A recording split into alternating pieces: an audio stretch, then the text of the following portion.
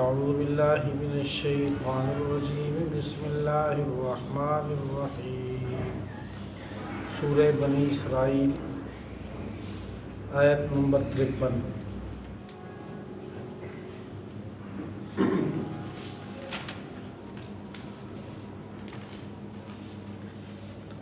سورہ بنی اسرائیل کل کے درس میں اس بات کا ذکر ہوا تھا کہ اللہ جل شانہ قرآن پاک میں انسانیت کی ہدایت کے لیے اللہ تعالیٰ مختلف طریقوں سے بے شمار انداز سے اللہ تعالیٰ اس قرآن پاک میں ہدایت کے راستے سمجھانے کے لیے اللہ تعالیٰ سمجھاتے ہیں لوگوں کو۔ وَلَقَدْ صَرَّفْنَا فِي هَذَا الْقُرْآنِ لِيَذَّكَّرُوا نصیحت حاصل کرنے کے لیے۔ اسی طرح کل کے درس میں اس بات کا ذکر تھا کہ زمین و آسمان، یہ 7 آسمان اور زمین میں اور زمین و آسمان میں جو بھی ہیں یہ سارے اللہ کے تعالیٰ کی تسبیح پڑھ رہی ہے۔ یہ زمین و آسمان بھی تسبیح اللہ کی پڑھ رہی ہے، لیکن اللہ فرماتے ہیں کہ تم ان کی تسبیح جانتے نہیں۔ اسی طرح کفار مکہ کا اعتراض ذکر تھا کہ وہ یہ کہتے تھے کہ جب ہم مر جائیں، گل سڑ جائیں، ہماری ہڈیاں چورا چورا ہو جائیں، کیا ہم پھر اللہ تعالیٰ ہمیں پیدا کریں گے؟ تو اللہ تعالیٰ نے فرمایا کہ آپ کے ذہن میں، آپ کے خیال کے مطابق سب سے مضبوط ترین چیز کیا ہے؟ آپ سمجھتے ہو پتھر ہے، یہ مضبوط ہے، لوہا مضبوط ہے، یہ اس سے بھی زیادہ کوئی چیز اگر تم اس کے بھی بنے ہوتے، اللہ تعالیٰ اس کو بھی جو ہے تمہیں ریزہ ریزہ کر کے پھر تمہیں پیدا کر دیتا۔ اور اللہ تعالیٰ یہ پیدا وہ کرے گا جس نے تمہیں دوبارہ تمہیں وہ پیدا کرے گا یا شکل میں جس نے تمہیں پہلی بار پیدا کی ہے۔ پہلی بار پیدا کرنا مشکل ہے، تو جو ذات پہلی بار پیدا کرے گا دوبارہ بھی پیدا کر لے گا۔ پھر وہ اعتراض کرتے کہ متى ہوا، کہ کب اللہ تعالیٰ یہ کام کریں گے، کل قبروں سے لوگ کب اٹھیں گے؟ تو اللہ تعالیٰ نے فرمایا کہ عسیٰ ان یکون قریبا، ممکن ہے کہ اس کا وقت قریب آ چکا ہو۔ آج کی آیات اسی کے متعلق ہے مشرکین کے ساتھ۔ وَقُلْ لِعِبَادِي يَقُولُ الَّتِي هِيَ أَحْسَنُ، آپ کہہ دیں کہ میرے بندوں سے يَقُولُ الَّتِي، آپ وہ بات کریں ہی احسن جو سب سے بہترین ہو۔ اپنی گفتگو میں آپ سب سے بہترین انداز اپنائیں، خصوصاً جب کفار کے ساتھ مقابلہ ہو دلائل کا، تو آپ ان کے ساتھ بہترین انداز میں گفتگو کریں ان کو سمجھانے کے لیے۔ ان الشیطان ینزغ بینہم، اور بے شک شیطان تمہارے درمیان پھوٹ ڈالتا ہے، اس کی کوشش کرتا ہے کہ دو مسلمان بھائیوں کا آپس میں دل خراب ہو جائے، کسی طریقے سے ان میں نفرت پھوٹ پڑ جائے، میاں بیوی کے درمیان، اولاد اور والدین کے درمیان، اور اسی طرح بھائی بھائی کے درمیان، آپس میں خاندانوں کو جدا کرنے کے لیے۔ جس طرح وہ روایت آتی ہے اس میں اللہ کے پیارے محبوب کو ارشاد کا مفہوم ہے کہ شیطان یہ سارے دن کی کارگزاری پوچھتا ہے اپنے چھوٹے شیطانوں سے کہ آج کیا کیا کام کیا ہے، تو سارے اپنی کارگزاری نوٹ کرواتے ہیں کہ آج کسی کو قتل کروایا، کسی کو ڈاکہ کروایا، کسی کے زنا پہ مجبور کیے، اور کسی طریقے سے سارے اپنی رپورٹیں دیتے ہیں کہ کسی کو نماز سے روکا، اچھے کام سے روکا، گناہ کی طرف مجبور کیا۔ ان میں سے ایک ہے کہ میں نے میاں بیوی کو آپس میں لڑایا، وہ یہ کہتا ہے تو وہ بڑا شیطان اس کو آ کر گلے ملتا ہے کہ سب سے بہترین کام آپ نے کی ہے۔ تو شیطان یہ کوشش کرتا ہے کہ آپس میں نفرتیں ڈالیں، دلوں کے درمیان دوریاں پیدا کریں۔ ان الشیطان ینزغ بینہم، بے شک شیطان یہ تمہارے ان کے درمیان پھوٹ ڈالتا ہے۔ ان الشیطان کان للانسان عدوا مبینا، بے شک شیطان یہ انسان کا واضح کھلا دشمن ہے۔ ربکم اعلم بکم، تمہارا رب تمہیں خوب جانتا ہے۔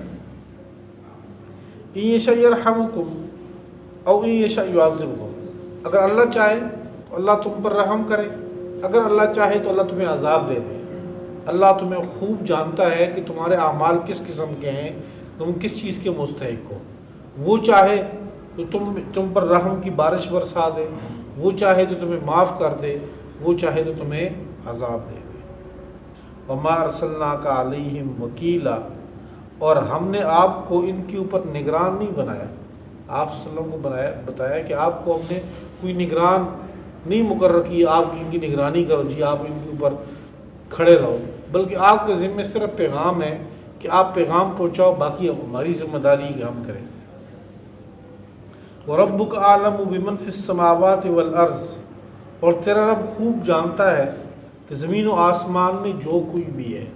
زمین و آسمان میں جو کچھ بھی ہے، اللہ ان سب کے بارے میں، ملائکہ ہے، جن ہے، انسان ہے، دیگر مخلوقات ہیں، اللہ ان کے بارے میں خوب جانتے ہیں. وَلَقَدْ فَضَّلْنَا بَعْضَ النَّبِيِّينَ عَلَى بَعْضٍ وَآتَيْنَا دَاوُودَ زَبُورًا. اسی طرح انبیاء سارے اللہ کے برگزیدہ بندے، سب کی طرف اللہ تعالیٰ نے وحی کی، یہ سارے منتخب لوگ تھے، لیکن اللہ فرماتے ہیں ان انبیاء کے اندر بھی ہم نے مراتب رکھے ہیں، ہم نے بعض انبیاء کو بعض پر فضیلت دی. جس طرح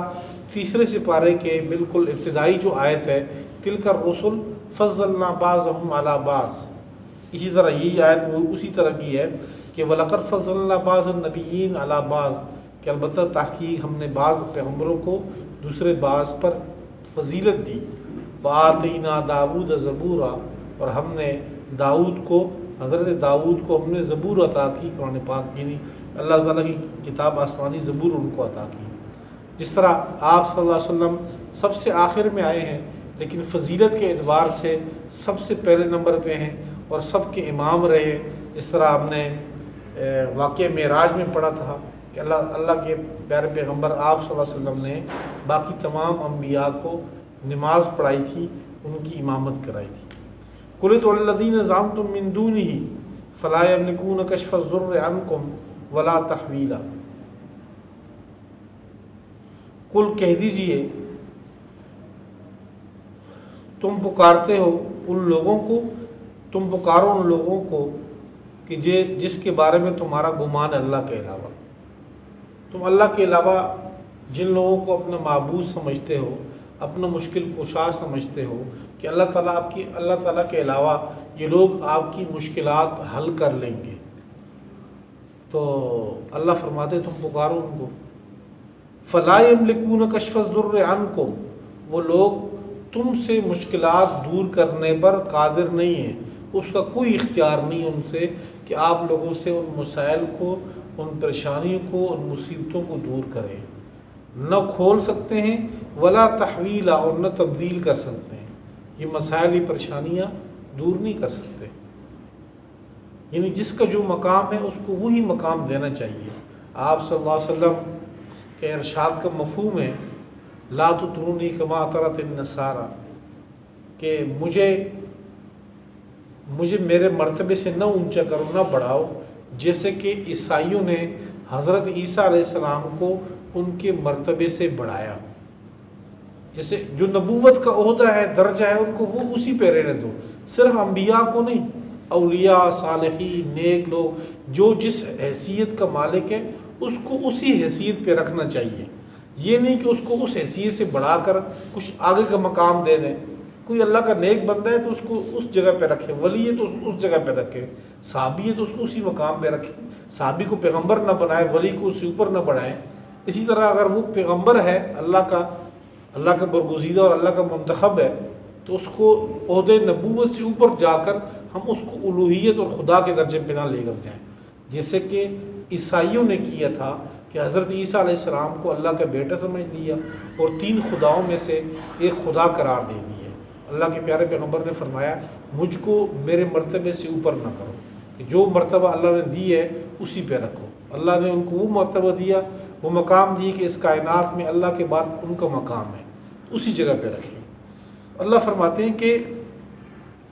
فَلَا يَمْلِكُونَ كَشْفَ الضُّرِّ عَنْكُمْ، جن لوگوں کو تم پکارتے ہو کہ آپ کی مشکلات میں آپ کی کام آئیں گے، تو یہ لوگ تو آپ کی مشکل نہیں دور کر سکتے. ولا تحویلا، نہ تبدیل کر سکتے ہیں. ایک دفعہ میں آ رہا تھا منڈی بہاؤالدین سے، تو گاڑی میں بیٹھا تو انہوں نے قوالی لگا لی. یہ پچھلے دنوں کی بات ہے. تو قوالی کے اندر حضرت علی رضی اللہ تعالیٰ کی ان کی مدحت بیان ہوئی تھی، ان کی تعریف میں وہ قوالی والا لگا ہوا تھا کہ آپ جو ہے انبیاء کے مشکل کشا ہیں۔ ایک تو یہ نا کہ صرف مشکل کشا ہو کہ عام لوگوں کے مسائل دور کرے، آپ تو عام لوگوں کے مسائل نہیں دیں، آپ تو نبیوں کی مشکل کشا ہیں۔ حضرت علی رضی اللہ تعالیٰ کے بارے میں یہ کہنا کہ وہ نبیوں کی مشکلات حل کر سکتے ہیں، تو حضرت علی رضی اللہ تعالیٰ کا رتبہ انتہائی اعلیٰ ہے، چوتھے خلیفہ ہیں، صحابی رسول ہیں، اور یہ ان صحابہ میں سے ہیں کہ جن کو اللہ کے پیارے پیغمبر نے جنت کی بشارت دی ہے، داماد ہیں اللہ کے پیارے پیغمبر کے، لیکن ان کو یہ کہنا کہ بھئی وہ لوگوں کی مشکلات حل کر سکیں، پیغمبروں کی مشکلات تو دور کی بات، پیغمبروں کا تو مقام ہی نہیں ہے، پیغمبروں سے تو ان کا درجہ نیچے ہے، لیکن یہ سمجھنا کہ وہ عام لوگوں کی مشکلات دور کر سکیں، تو نہ تو حضرت علی رضی اللہ تعالیٰ کسی کی مشکل دور کر سکتے ہیں، اور نہ اللہ تعالیٰ نے یہ کسی کو دیا ہے کہ آپ ان کی مشکلات دور کر سکیں۔ ما فوق الاسباب، مشکل صرف خدا نے اپنے پاس رکھا ہے۔ اولئک الذین، جن لوگوں کو تم پکارتے ہو کہ یہ لوگ آپ کی مشکلات دور کریں، تو یہ وہ لوگ ہیں یبتغون، کہ خود وہ اللہ کو پکارتے ہیں، وہ اپنی عاجزی اور زاری اللہ کے سامنے، وہ اپنی مشکلیں اللہ سے حل کروا رہے ہیں۔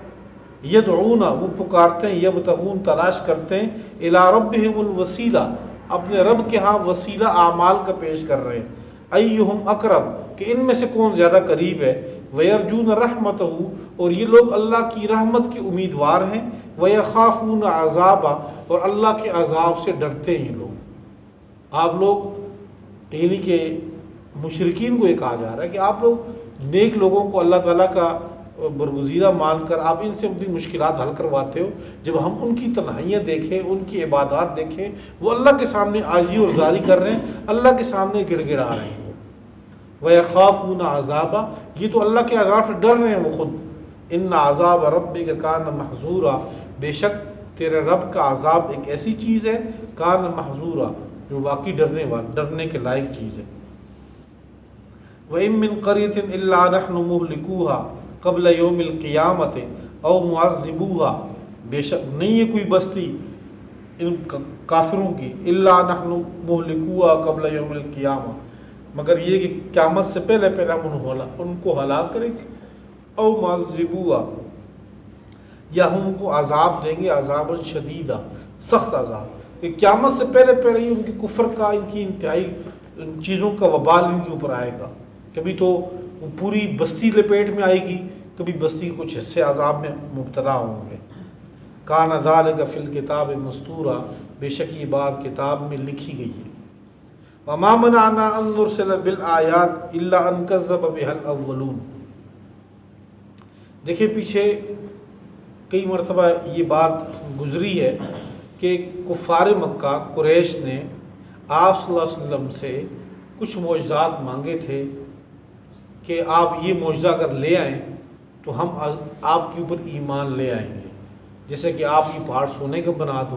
یا یہ ہماری بستی جو پہاڑوں کے درمیان ہے تو پہاڑوں کا آپ جگہ سے ہلا دو، دور کر دو، تاکہ ہمارے لیے یہ جگہ چٹیل میدان بن جائے، ہم یہاں کھیتی باڑی کریں، اور مختلف قسم کے معجزات مانگے تھے۔ تو اللہ کے پیارے پیغمبر، ظاہر بات اللہ تعالیٰ کی قوت پاور ان کو علم میں تھی، ان کی چاہت دل تھی، ان کے دل میں یہ بات رہی کہ میں وہ معجزات جو یہ مانگ رہے میں لے آؤں ان کو۔ تو اللہ تعالیٰ نے ان کو آپ صلی اللہ علیہ وسلم کو 2-3 مرتبہ پیچھے آیتیں گزری ہیں، 7ویں سپارے میں بھی گزری ہے، پھر یہ ابھی ہم نے پیچھے 13واں سپارہ پڑھا ہے، وہاں پر بھی یہ بات گزری ہے کہ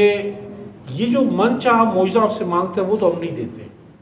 آپ صلی اللہ علیہ وسلم کو یہ کہا کہ وَإِن كَانَ كَبُرَ عَلَيْكَ إِعْرَاضُهُمْ فَإِنِ اسْتَطَعْتَ أَن تَبْتَغِي نَفَقًا فِي الْأَرْضِ أَوْ سُلَّمًا فِي السَّمَاءِ فَتَأْتِيَهُمْ بِآيَةٍ، اے نبی اگر آپ کے اوپر ان کا اعراض بھاری گزرتا ہے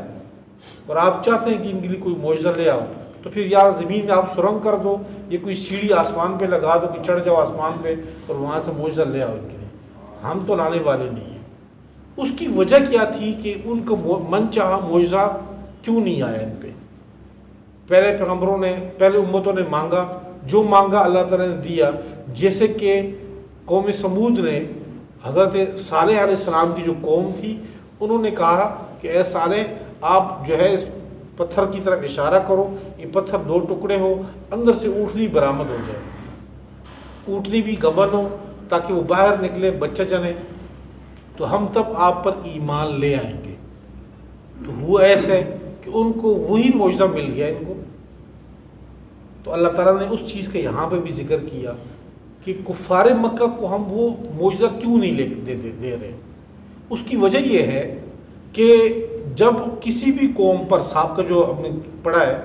جس قوم پر بھی ان کا من چاہا معجزہ مانگا انہوں نے اور وہ آیا،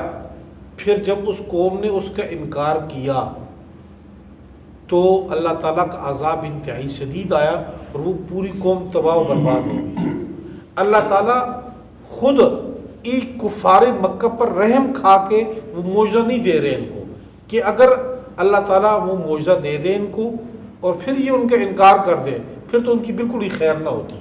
اب تو یہ اپنی زندگی، اپنی موت اس وقت جی لیں گے، لیکن ایسے نہ ہو کہ وہ ہم آپ کو معجزہ دے دیں اور یہ انکار کر دیں، تو انکار کی وجہ سے پھر ان کو مہلت نہیں ملے گی، جیسے کہ سابقہ قوموں کو ان کو مہلت نہیں دی گئی تھی۔ یہ بات یہاں پر اللہ تعالیٰ سمجھا رہے ہیں ان کو کہ وما منعنا ان نرسل بالآیات، ہمیں نہیں منع کیا، نہیں روکا کہ ہم پیغمبروں کو معجزات دیں، مگر ہمیں اس بات نے روکا الا ان کذب بها الاولون، مگر اس بات نے ہمیں روکا کہ پہلے والے اس معجزات کی تکذیب کرتے رہے، کہ پہلے والے تکذیب کرتے رہے تو اللہ کا عذاب آتا رہا۔ تو اب ہم نے یہ لگا دی پابندی کہ ان کو من چاہا معجزہ نہیں ملے گا، ہم دیں گے معجزہ، ایمان لاؤ تو ٹھیک ہے، نہ لاؤ تو تمہیں مہلت ملتی جائے گی۔ جیسے کہ آپ صلی اللہ علیہ وسلم نے آسمان کی طرف، چاند کی طرف اشارہ کیے، 2 ٹکڑے ہوئے، یہ چونکہ ساری قوم کا مطالبہ نہیں تھا، لہٰذا جس نے ایمان لایا تب بھی ٹھیک ہے، جس نے ایمان نہیں لایا تب بھی ان کو مہلت ملتی رہی۔ واقعہ معراج ہے، ایک معجزہ ہے اللہ کے پیارے پیغمبر کا، تو جس نے مانا تب بھی ٹھیک ہے، جس نے نہیں مانا کل قیامت میں اس کا حساب ہوگا، لیکن بحیثیت قوم پوری قوم کو رگڑا نہیں ملا اس میں۔ وَآتَيْنَا ثَمُودَ النَّاقَةَ مُبْصِرَةً فَظَلَمُوا بِهَا، اسی چیز کو اللہ تعالیٰ نے دوبارہ یہاں پہ ذکر کیا، یاد دلایا ان کو کہ ہم نے قوم سمود کو دی تھی آیت ناقہ، اونٹنی، مبصرتاً، جو بالکل واضح تھی، ذریعہ بصیرت تھی، فَظَلَمُوا بِهَا، تو انہوں نے اس آیت کا، اس معجزے پر ظلم کر دیا۔ ظلم یہ کیا کہ اس کا انکار کیا، پھر اس اونٹنی کے پاؤں کاٹے، زخمی کیا، پھر عذاب آیا۔ وَمَا نُرْسِلُ بِالْآيَاتِ إِلَّا تَخْوِيفًا، ہم تو معجزات نہیں بھیجتے مگر اس لیے اللہ تخفیفہ، ڈرانے کے لیے کہ لوگ ڈر کے اس کو مان لیں اور اللہ کے پیغمبر پر ایمان لائیں۔ وَإِذْ قُلْنَا لَكَ إِنَّ رَبَّكَ أَحَاطَ بِالنَّاسِ، اور جب ہم نے آپ سے یہ بات کی تھی کہ بے شک تیرے رب احاط بالناس، لوگوں کا احاطہ کیے ہوئے ہیں، کہ جتنے بھی کائنات میں یہاں پر لوگ بستے ہیں، جو دنیا سے چلے گئے ہیں، حضرت آدم علیہ السلام سے لے کر اب تک جتنے انسان پیدا ہو چکے، دنیا سے جا چکے ہیں، سب کا اللہ تعالیٰ نے احاطہ کیے ہوئے علم کے لحاظ سے، اللہ کے علم میں ہے کتنے ہیں کتنے نہیں ہیں اور کیا کر رہے ہیں۔ وما جعلنا الرؤيا التي اريناك، اور وہ جو ہم نے آپ کو دکھلایا تھا، التي اريناك، اور نہیں بنایا ہم نے وہ رؤیا سے مراد وہ دکھلاوا آنکھ کے ذریعے، التي اريناك، جو ہم نے آپ کو دکھلایا تھا۔ اشارہ اس آیت میں واقعہ معراج کی طرف ہے کہ واقعہ معراج کی ہم نے آسمانوں کی سیر کرائی آپ کو، وہ جو چیزیں ہم نے آپ کو دکھلائی تھی وہ ہم نے صرف اس کو لوگوں کے لیے ایک فتنہ بنا دیا،